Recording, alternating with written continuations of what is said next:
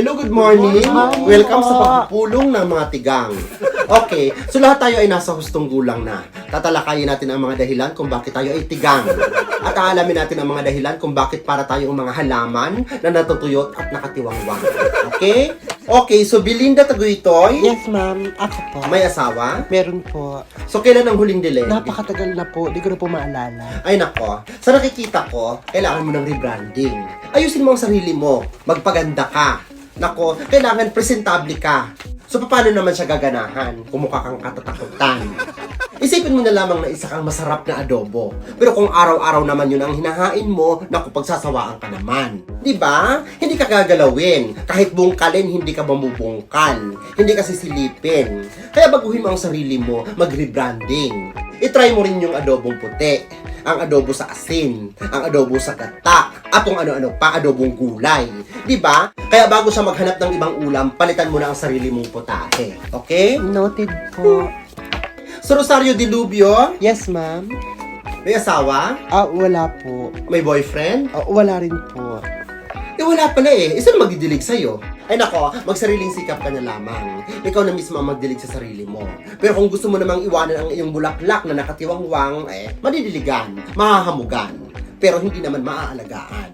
Kaya maghanap ka na lamang ng hardinero na didilig at mag-aalaga sa bulaklak mo. Okay? Sige po. Soraya Tinuod. Ako po, ma'am. Okay, so may asawa. Opo.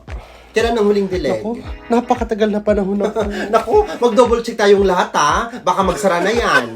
Alam mo, para kang tuod. Sa nakikita ko sa'yo, para kang walang gana. Galaw-galaw. Maglustay ng emosyon. Diba? Yung mga ganun, lagyan ng twist ang putahe. Maging creative. Hindi lang sa mangkok o sa plato hinahain ang ulam. Minsan inihahain din sa sizzling plate. Inihahain din sa palayok. At ipamukbang mo yan. Ilatag mo sa dahon. Para ganahan. Gets? Gets na gets.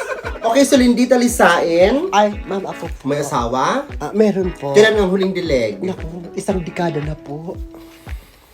Ay nako. Sa totoo lang, no offense man sa'yo. Kasi, nung dumaan ka, nakakaamoy ako ng putok. Aray. Tapos, nung kausap kita kanina, nakakaamoy ako ng mabahong hininga. Grabe siya. Prangkahan na tayo. Kailangan linisin natin ang ating sarili. Diba? Pangit naman kung ang putahing hinahain mo, madumi. Sinong kakain? Diba? Panidirihan.